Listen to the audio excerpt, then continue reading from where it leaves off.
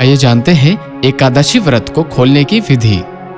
एकादशी व्रत के अगले दिन बाद ही द्वादशी के दिन सूर्योदय के बाद पारण किया जाता है। शास्त्रों में कहा गया है कि एकादशी व्रत का पारण द्वादशी तिथि समाप्त होने से पहले कर लेना अति आवश्यक होता है। यदि तिथियों की घट बढ़ के कारण द्वादशी तिथि से पहले समाप्त हो गई हो तो ऐसी स्थिति में पारण सूर्योदय के बाद ही करना होता है। एकादशी व्रत का पारण हरिवासर के दौरान नहीं किया जाता है। व्रती को पारण के लिए हरिवासर समाप्त होने की प्रतीक्षा करनी चाहिए, अर्थात द्वादशी तिथि को 1/4 अवधि बीत जाने के बाद पारण किया जा सकता है। पंचांग में तिथि की पूर्ण अवधि लिखी रहती है, उसके 4 भाग करके पहला भाग बीतने के बाद पारण करना चाहिए। एकादशी व्रत खोलने का सबसे उत्तम समय प्रातः काल होता है। व्रती को मध्याह्न काल के दौरान व्रत तोड़ने से बचना चाहिए, अर्थात प्रातः सूर्योदय के बाद 3-4 घंटों के भीतर ही व्रत खोल लेना चाहिए। यदि किसी कारणवश आप इस समय में व्रत न खोल पाए तो मध्याह्न के बाद ही व्रत खोलें